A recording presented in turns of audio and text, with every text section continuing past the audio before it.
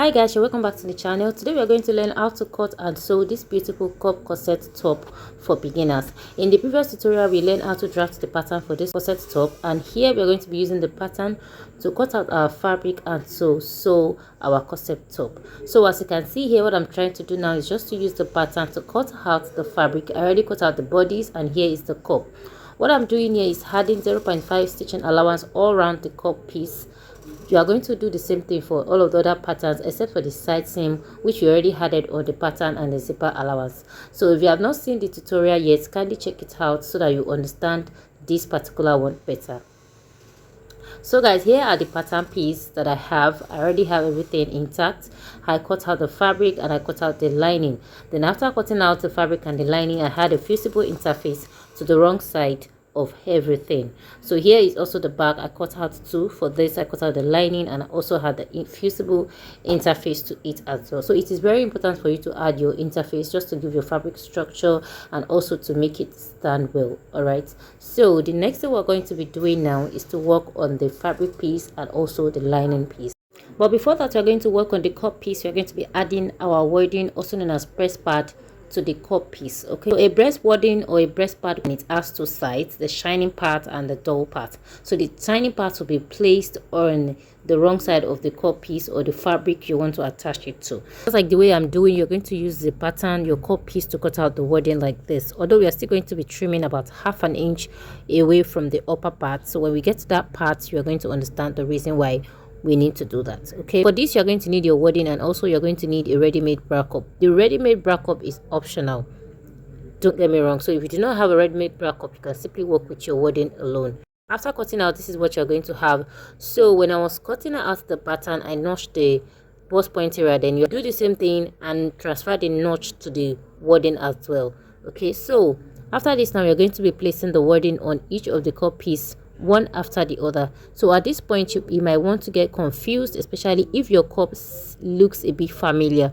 You just have to take your time while at it. Okay, so just like the way I'm placing it, you can just place the pattern on it or beside it. Just find a way to make sure that they are not confusing, and for you to know if you are right or correct, you're going to see that the cup piece is going to be facing an opposite direction, just like I have here.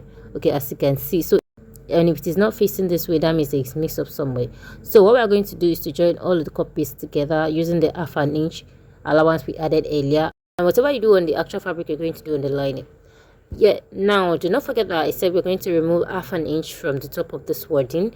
This is because we want to avoid a bulky upper part. When you are turning this with a lining, we don't want the upper part to be bulky, so we need to remove that ½ an inch, because we only need ½ an inch to fold in this way, as you can see.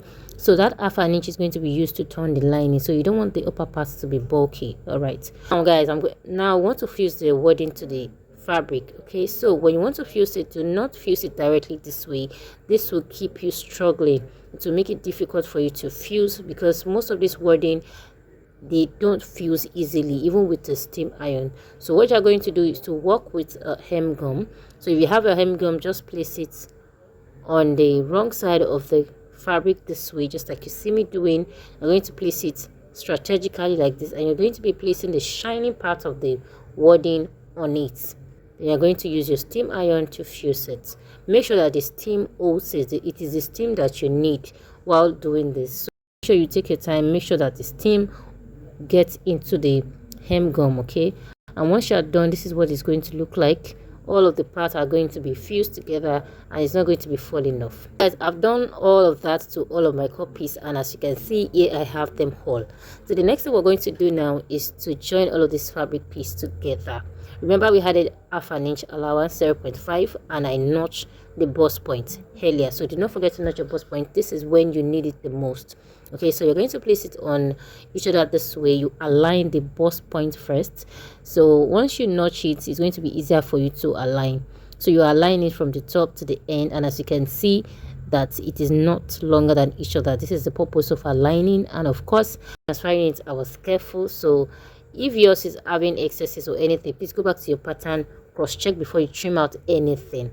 Okay, so now I'm going to join it together. So Whatever I do on this, I'm going to do on the lining as well. So on the lining, we are going to repeat the same process, except that we are not going to be adding wording to the lining. It's just going to be there. We already have our fusible interface on it. Okay, so now for the lining as well, we're going to be joining it together with 0.5 allowance. So you place it on each other, same way you place the actual fabric, placing the notch part, that is the bust point, on each other is really important. Make sure you do that.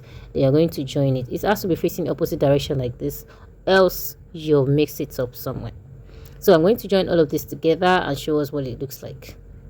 Now for the body, this is what we're going to have. This is for the front. We have the center front and we also have the side front. The center front I cut on fold, while the side front I cut 2 pieces, of course. Okay, so when you watch the pattern drafting, you're going to understand this better. Now we're going to be joining the 3 pieces together with our added stitch allowance. Okay, so you're going to place it right side facing each other this way. I'm going to secure it with a pin just to demonstrate how it should look like when you're doing it. So the other side as well, you're going to place it on each other this way and you pin it. So this is what it should look like by the time you're done. You should have a whole piece like this. So the sewing techniques we're going to use for this is the inseam finishing. Okay, so that means you're going to be joining the lining separately, the fabric separately. So whatever you do on the actual fabric, you're going to repeat the same process on the lining. Then as for the back pattern, we are also going to work on it separately. Okay, lining separately and the actual fabric separately. Then we're going to finish everything up at the zipper allowance area. When we get to that part, you're going to understand better.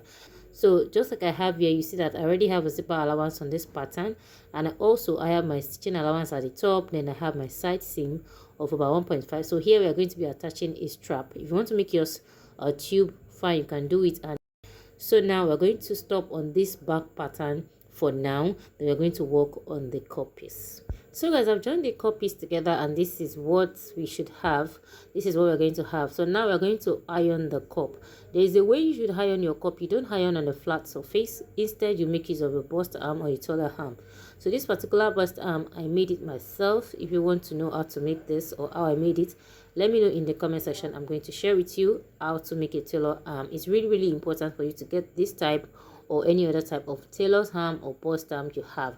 So it is really important you have this to iron your cup or every other cuff part of your garments. Okay, especially the bust area. You're going to open up the stitch, then you press just like you see me do. Then you're going to repeat the same process for the other cup and also the same thing on the lining. So guys, now I'm done and here is what I have. The next thing we're going to do is to notch the center, the bust point area, and also the cuff parts. Also cut off the excesses that you have there. That is sewing allowance. You trim it down a little bit just to avoid having a bulky cup. The process applies to the lining, to not forget. And as you can see, even without the ready-made bra cup, the cup is sitting well already. So guys, joining of this piece together is just a simple process of joining 2 pieces of fabric together, and here is what we have. The lining and the actual fabric is going to be the same way. We're going to be putting a ready-made bra cup inside your cup piece. This is when you can do it. You get a bra cup of your size. If your bust size is 30, you're going to get a bra cup of 30. If yours is 28, you get 28. If yours is 36, and so on like that. To join the cup now, you're going to be placing the center of this. You're going to be placing it here. Align it this way. You arrange it. You start from the center to the side front to the center front. Make sure that it aligns before you start sewing. But before we join the cup, we're going to create one channel and all the joining parts. So you can either make use of the Regilene boning or make use of the plastic boning, also known as non-sewable or insertable. Then you're also going to get a fabric. You cut a strap of fabric like this, about 1 inch wide, depending on the size of boning you want to insert. Firstly, you fold it and you stitch down again. So insert your boning like so. You can also do it this way by sewing the boning directly on the fabric from the wrong side. You're going to be placing it directly just the way I'm placing it. But for this one, I'm going to be using insertable boning and I'm going to be creating a bone channel. So you can get an actual fabric or you get a plain material like this one to create your bone channel. The boning channel is just like we are creating a space for our elastic band. The way we used to create that space, that channel which the elastic band is going to pass through, that is what we are trying to do with our boning channel. So guys, I'm done attaching the boning channels, and here is what I have. I just hope you can see the color matches so well. So now I'm going to be attaching the cup to the spaces that I have. So the pattern, I already have my sewing allowance. I'm just going to place it this way, take out the sewing allowance, and I'm going to stitch a side, and it's going to be like this. So this is what we are going to be doing at the end of the day, because we're going to join all of the fabric piece together and the lining piece together before we use it to turn each other. But before then, I'm going to attach the cup to the lining. So guys, I'm done doing that, and here is what I have. Okay, after fixing the cup, I took the side seam. Okay, so after doing all of this, you want to make sure that you cross-check your measurements, the waist measurements especially, without the zipper allowance. So you want to make sure that after taking your waist measurements, my measurement is still intact. I have my waist measurements complete, and I have my zipper allowance. Okay, so as you can see, even without the bra cup, you see that the cup part is lifted already because of the way we drafted our pattern and the way I stitch it. Okay, so then the next thing now is to place the lining on the actual fabric. You see that I did the same thing for both the lining and the fabric. That is what you should do. So now if you want to make it into a tube, you just stitch this upper part, you flip it over and top stitch. But then I'm going to be attaching a strap to this one. So I already cut a piece of fabric I want to use for the strap. As you can see, this is just like a basic way we create our strap. So we are going to be placing the strap on the cup this way. So you can now decide on where you want it to place it.